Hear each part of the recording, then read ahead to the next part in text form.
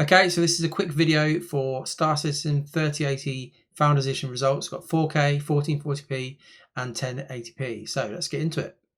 Here's the test setup: a Ryzen 3700X, 32 GB of RAM, 3080 Founder Edition, and then we'll be looking at 4K, 1440p and 1080p. And the way I've tested this time is basically to just do one test on each on a single server. So there is no kind of differences between servers. They're all on one server, and I've literally just swapped between the different resolutions and then rerun the test. So they are, in theory, fairly accurate in terms of the difference you'll see between the different resolutions.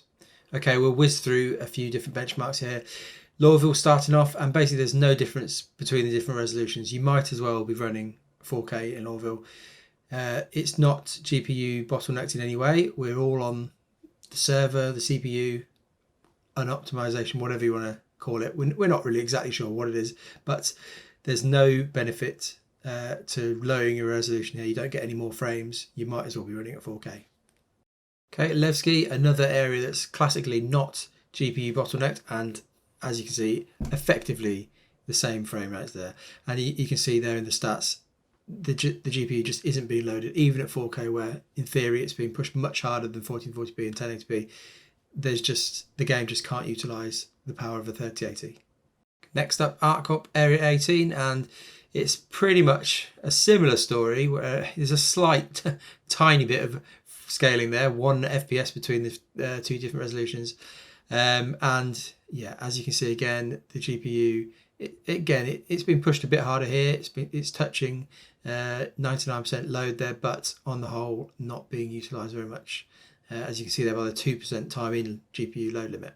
Okay, Wally's bar in New Babbage on Microtech now, and there's a tiny bit of scaling there. 1440p is slightly faster than 4K, but not much. And interesting, actually, on the different runs I did on this one, 1080p was interchangeable with 1440p. So 1440p on this server in particular was slightly quicker. No real good reason for that. That's just going to be server. I wouldn't read too much into that. You will see that the 3080 is being utilized a fair bit more on this one. So you'll see there 99% max load there, 91% average, which is quite high. So it's using it. And obviously Wally's bar, there's quite a lot going on visually. So that kind of explains that in some ways. And on to our first kind of GPU bottlenecked part of the game. And you can see here, yeah, there is a fairly big drop in FPS when you switch to 4K. Still 60 FPS, so it's pretty nice. Not much between the 1440p and 1080p results there. And you can see in the GPU load that it is just maxed out all the time. And also you can see the GPU power usage is pretty close to the 3080 Founders Edition limit. Okay, looking at ArcCorp here, just having quantum traveled in an arrow, and you can see that again there is some scaling here. 4K still above 60 FPS in space when there's nothing really going on, so that's pretty nice. And slightly better frames for the 1080p result there, but I would challenge most people to notice the difference between 80 FPS and 88 FPS. But yeah, you can see again the GPU is being maxed out. So yeah, 4K, pretty decent there. And finishing off with Calliope here, you can see quite a big jump in FPS when you drop from 4K to 1440p. 53 FPS is pretty good for Star Citizen, at least at 4K. But you can see that at 4K, the 3080 is being pushed to its limit really. 100% of the time it's maxed out. And again, the GPU power there is, without tinkering with the power limit of the 3080, you're hitting the limit there. Okay, what to make of all that?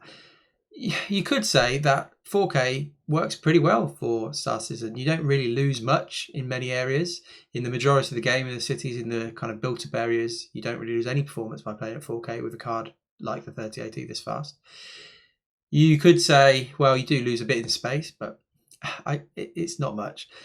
The crucial thing I found, so I tested on my TV downstairs. I moved my computer downstairs, and there's two things I found. One, 4K is good, really good, and I've got 4K TV, so I'm convinced by it. But I've never done any 4K gaming really, and Star Citizen looks stunning at 4K. It does look, I think, better. And to use a kind of Star Citizen buzzword, immersion, it felt immersive to play on a big screen, nice up close, compared to playing on a 27-inch monitor. That said, there's one reason why I won't be doing that, is that my TV doesn't have any sort of adaptive sync, so FreeSync or G-Sync capabilities, whereas my monitor is a G-Sync monitor.